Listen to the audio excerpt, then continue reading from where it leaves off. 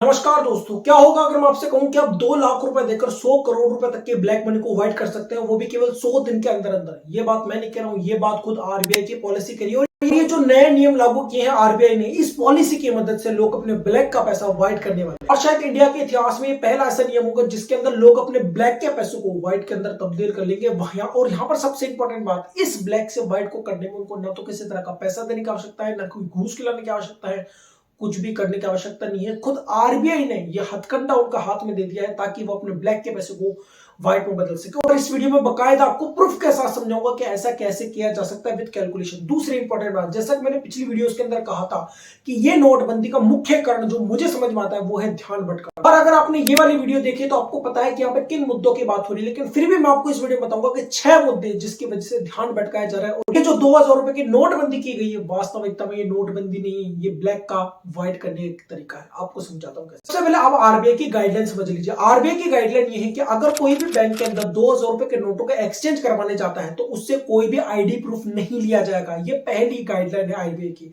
दूसरी गाइडलाइन ये है कि एक व्यक्ति कितनी बार नोटों का एक्सचेंज कराता है, 1 बार जाता है, 2 बार जाता है, 5 बार जाता है, 10 बार जाता है, इसकी कोई टाइम लिमिट नहीं दे रखी। ये जो 2 गाइडलाइन, ये 2 ऐसी गाइडलाइन है जो ब्लैक के पैसे को अवॉइड करने का प्रयास करेगी। बताता हूं मैं आपको कैसे होगा ये सब कुछ। एग्जाम्पल के लिए आप समझ में कि कोई व्यक्ति है जिसके पास 100 करोड़ रुपए की ब्लैक मनी है। उसको पता है करना क्या है, उसको केवल 100 ऐसे लोग ढूंढने हैं जिनके पास काम नहीं है। अगर आपने देखा होगा 2016 की नोटबंदी के अंदर लोग किस तरह पैसे देकर लाइन के अंदर लगाया करते थे लोगों को, बस ऐसा ही करना है लोगों को। उन लोगों को केवल 100 ऐसे लोग ढूंढने हैं जिनके पास रोजगार नहीं है या फिर रोजगार बहुत ही कम मिलता है। उनको अगर हर दिन के 2000 रुपए दिए जाते हैं और वो 5 बैंक कवर करते हैं तो 100 दिन के अंदर वो 100 लोग 100 करोड़ रुपए की ब्लैक मनी को व्हाइट के अंदर बदल देंगे। और यहाँ पर उस व्यक्ति को जिसने अपनी 100 करोड़ की ब्लैक मनी को व्हाइट किया है, उन 100 लोगों के द्वारा उसको केवल उनको 2-2 हजार रुपए के देने पड़ेंगे। तो इस हिसाब से 100 दिन के उनके पास केवल 2 लाख रुपए का खर्चा आएगा। तो 2 लाख रुपए के खर्चे के अंदर उसने अपनी 100 करोड़ रुपए की ब्लैक मनी को व्हाइट कर दिया। ये केवल मैंने एक तरीका बताया, अभी मैं दूसरा तीसरा तरीका बताता हूं कि किस तरह से। ये एक ऐसी गाइडलाइन है, मुझे लगता है इतनी बेवकूफ भरी गाइडलाइन आरबीआई की नहीं होनी चाहिए, लेकिन फिर भी ऐसी लाई गई। तो ये एक ऐसी गाइडलाइन है जिसकी वजह से लोग, ऐसे लोग जो करप्ट है, जो बेईमान है, जो जमाखोर है, वो अपनी ब्लैक मनी को व्हाइट कर लेंगे, वो भी बिना 1 रुपए दिए। ये पहली ऐसी स्कीम है जिसके अंदर आपको कैश लेकर आना है ब्लैक का और कैश ले जाना है व्हाइट का। अब मैं आपको समझाता हूं दूसरा तरीका। अब एग्जांपल को सोचिए कि कोई गुंडा है जिसके हाथ में बंदूक है और वो जाता है बैंक के अंदर। अब वो वहां पे मैनेजर को कहता है कि भैया मैं तो ब्लैक के व्हाइट करके, तो गाइडलाइन तो यही है। अब अगर मान लीजिए अगर ऐसा हो जाता है तो क्या उसको बैंक मैनेजर मना कर सकता है? क्योंकि गाइडलाइन ही यही है।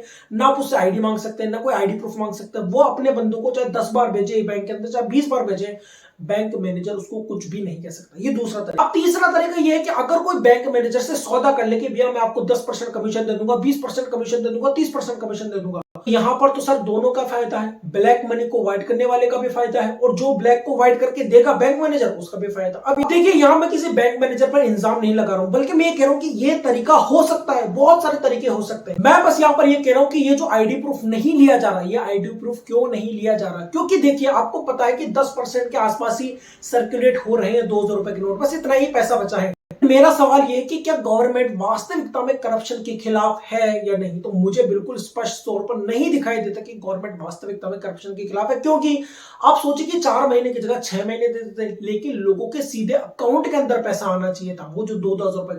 क्योंकि आज के समय में हर एक व्यक्ति के पास बैंक अकाउंट है। तो अगर हर एक व्यक्ति के पास बैंक अकाउंट है और वो सारा पैसा अगर बैंक के अंदर ही आता, अब मान लीजिए कि किसी की सैलरी 1.5 लाख रुपए, अब वो 1 करोड़ रुपए बैंक के अंदर जमा कर दे, वो सीधा इनकम टैक्स के निशाने पर आ जाएगा कि भैया तेरी सैलरी इतनी है तो इतना पैसा कहां से आया। इस वजह से ब्लैक मनी पकड़ी जाएगी, इस तरह से करप्ट लोग पकड़े जाएंगे। लेकिन ऐसा कुछ नहीं हो रहा है इस गाइडलाइन के अकॉर्डिंग, और इस वजह से मैंने कहा कि ब्लैक का पैसा व्हाइट में तब्दील होने वाला है 4 महीने के अंदर। मैं आपको सच्ची कह रहा हूं सर, इस 4 महीने के अंदर ब्लैक का सारा पैसा व्हाइट के अंदर बदलने वाला है। अगर गवर्नमेंट ये मानकर चल रही है कि 2000 रुपए के नोटों के अंदर ब्लैक मनी है, तो फिर मानकर चलिए कि पूरा ब्लैक का पैसा व्हाइट होने वाला है 4 महीनों के अंदर। अब मैं आपको एक ऐसा पॉइंट बताने वाला हूं जिसको बाद आप समझने का प्रयास करेंगे कि करप्शन की जड़ वास्तविकता में किस आधार में छुपी हुई है। देखिए, गवर्नमेंट ये कह रही है कि 2000 रुपए के नोट वापस लेने से जमाखोरी कम हो जाएगी, ये हो जाएगा, वो हो जाएगा।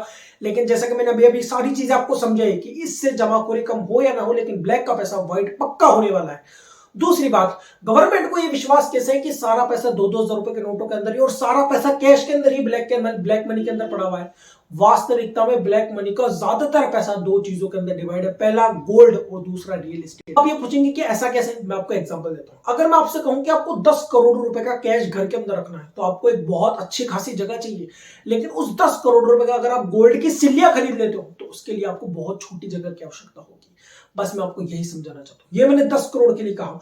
अब अगर मान लीजिए किसी के पास 1000 करोड़ रुपए की ब्लैक मनी होगी तो उस 1000 करोड़ रुपए को कैश को रखने के लिए बहुत ज्यादा जगह चाहिए होगी, लेकिन गोल्ड की सिल्लियों को बहुत कम जगह चाहिए। इसलिए मैंने कहा कि गोल्ड के अंदर ज्यादा पैसा रखा हुआ है। दूसरी सबसे इंपॉर्टेंट बात, गोल्ड की वैल्यू आने वाले समय पर बढ़ेगी, लेकिन पैसे की वैल्यू नहीं बढ़ेगी। उन सभी करप्ट लोगों को, सभी ब्लैक मनी वाले लोगों को, सभी जमाखोरी लोगों को पता है, इसलिए वो अपना पैसा कैश के अंदर नहीं रखेंगे। इतने बेवकूफ वो भी नहीं है कि सारा पैसा ब्लैक कैश के अंदर रखें, वो गोल्ड के अंदर रखेंगे और फिर बचा कुचा जो पैसा बचता है वो रियल एस्टेट के अंदर, जमीनों के अंदर इस तरह से लगा देते हैं।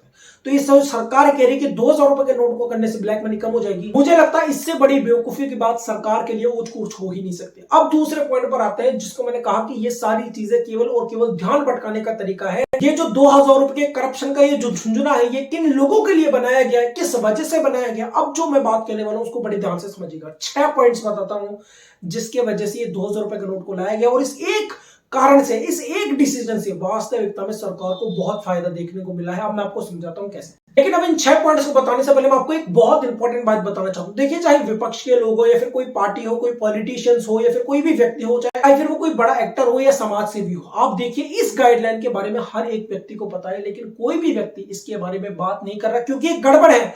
कारण तो सबको पता है कि ये रीजन है ब्लैक को व्हाइट करने का तरीका। ये बहुत आसान है सर, इसको ब्लैक को व्हाइट करने का तरीका। ये ऐसी गाइडलाइन है जिसके अंदर लोग वास्तविकता में कह रहा हूं सर ब्लैक के पैसों को व्हाइट करेंगे, लेकिन कोई भी विपक्ष के अंदर, चाहे कोई भी पॉलिटिशियन पार्टी को ले लीजिए, कोई भी इस बारे में बात कर रहा है नहीं कर रहा है, क्योंकि वास्तविकता में उन लोगों को भी इस गाइडलाइन से बहुत फायदा होने वाला है, उनका ब्लैक व्हाइट के अंदर बदलने वाला है। अब यहां पर मैं किसी पॉलिटिशियन पर इल्जाम नहीं लगा रहा हूं, मैंने कहा कोई भी व्यक्ति हो सकता है, वो कोई भी व्यक्ति इसके बारे में बात नहीं कर रहा है, जो अपने आप को ईमानदार बताता है या घूसखोर नहीं बताता है, वो सारे लोग चुप के चुप बैठे हैं। क्यों बैठे हैं? क्योंकि उनको अपना ब्लैक का व्हाइट करना है इस गाइडलाइन के फायदा से। तो ये जो आरबीआई की गाइडलाइन है वो केवल यही नहीं बताते कि सरकार की सोच क्या है करप्शन को लेकर, बल्कि ये भी बताती है कि जितना भी विपक्ष है उनकी क्या मनोदशा चल रही है इस गाइडलाइन को लेकर, वो कितने दूध के धुले हुए हैं, वो इस गाइडलाइन से पता चल रहा है। अब हम उन 6 पॉइंट्स पर आते हैं जो मुझे लगता है केवल ध्यान भटकाने की वजह से इन 2000 रुपए के नोटों को लाया गया। सबसे पहले आता है रेस्टलेस प्रोटेस्ट। आप देखेंगे जंतर मंतर पर महिला पहलवानों का प्रोटेस्ट कंसिस्टेंटली बढ़ता जा रहा है और उनको लगभग 1 महीने के आसपास हो चुका है, लेकिन इतना सब कुछ होने के बावजूद भी प्रधानमंत्री चुप है। बार बार उनसे सवाल किया जा रहा है, विपक्ष के द्वारा सवाल किया जा रहा है, लेकिन उनकी चुप्पी ये बताती कि कहीं ना कुछ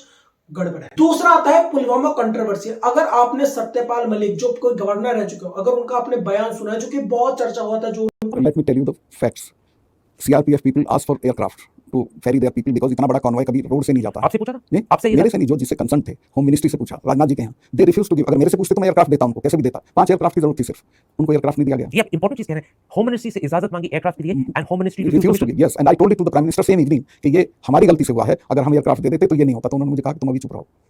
मतलब प्राइम मिनिस्टर ने कहा कि हमारी गलती के बारे में, मैंने उनको कहा कि ये हमारी गलती है, और उन्होंने कहा मैं ये बोल भी चुका था 1-2 चैनल को, इसको, तो उन्होंने कहा ये सब मत बोलो, ये कोई और चीज है, वो हमें बोलने दो। ठीक है। क्योंकि उनका इंटरव्यू द वायर पर आया था, उसमें उन्होंने साफ कहा है कि ये जो 40 जवान मारे गए हैं पुलवामा के दौरान, उसके अंदर सरकार की बहुत बड़ी गलती है और सरकार इस बात को छुपाना चाहती थी, इस वजह से सारी चीजें हुई और बहुत सारी चीजें उन्होंने बताई। आप उस इंटरव्यू को सुन सकते हैं द वायर चैनल पर। लेकिन वास्तविकता यह है कि इस पर भी जब विपक्ष ने और बहुत सारे लोगों ने सवाल पूछे प्रधानमंत्री जी से, तो इस बात पर भी वो चुप रहे। तीसरा आता है कर्नाटक चुनाव, और कर्नाटक चुनाव के अंदर भी 40% कमीशन की सरकार। और सबसे इंपॉर्टेंट बात, इस कारण की वजह से जब वो हारे कर्नाटक चुनाव के अंदर, तो लोग भी इस बारे में बात करने लगे। अगर आप डिबेट देखेंगे आज तक चैनल पर या किसी न्यूज चैनल पर, तो लोग जो खासतौर पर युवा है वो इस टॉपिक पर बात कर रहे हैं और सवाल पूछ रहे हैं उनके लोगों से। ये जो 40% कमीशन की सरकार या पुलवामा मामले पर सवाल पूछा जा रहा है डिबेट्स के अंदर, और उनका सही जवाब वो नहीं दे पा रहे हैं। ये भी एक कारण है जिससे लोगों का ध्यान भटकाया जा रहा है। चौथा और पांचवा है हायर इन्फ्लेशन रेट और हायर अनएम्प्लॉयमेंट रेट। देखिए, अगर आप देखेंगे पिछले 4-5 महीनों से कर्नाटक इलेक्शन के पहले से लोग बहुत ज्यादा इन टॉपिक्स पर बात कर रहे थे कि गैस सिलेंडर कहां से कहां पहुंच गया है, एलपीजी के भाव हो गए, आटा चावल दूध सबकी रेट कंसिस्टेंटली बढ़ती जा रही है। थालीनॉमिक्स के इंडेक्स की ऐसी तैसी कर दिया उन्होंने, जीएसटी बढ़ाकर पेट्रोल डीजल के दाम कहां से कहां पहुंचा दिए उन्होंने। इन सारी चीजों के बारे में लोग बात कर रहे थे, जो कि नेगेटिव है। खुद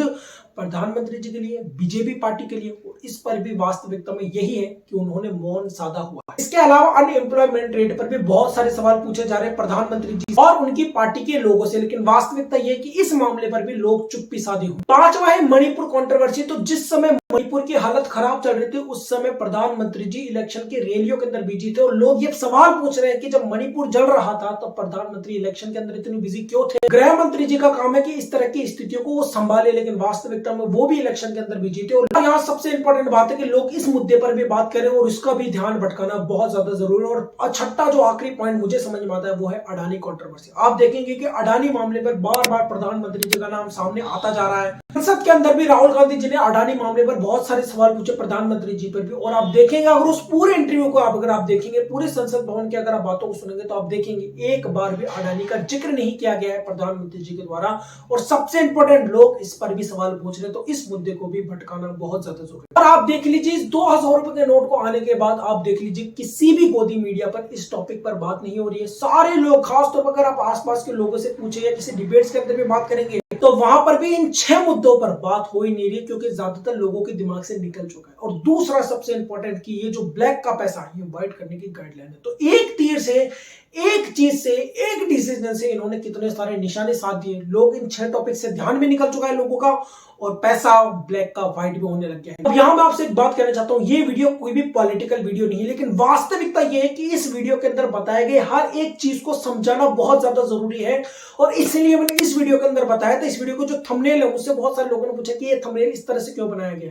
वास्तविकता में इस थंबनेल को बनाने के पीछे यही रीजन है कि सरकार की कोई मंशा नहीं है करप्शन को पूरी तरह से खत्म करने की। अगर ऐसा होता तो ये गाइडलाइन कभी आती ही नहीं। तो इस वीडियो पर आपकी क्या राय है दोस्तों, कमेंट करके जरूर बताएगा और ऐसी वीडियो के लिए चैनल को सब्सक्राइब कर लीजिए। जय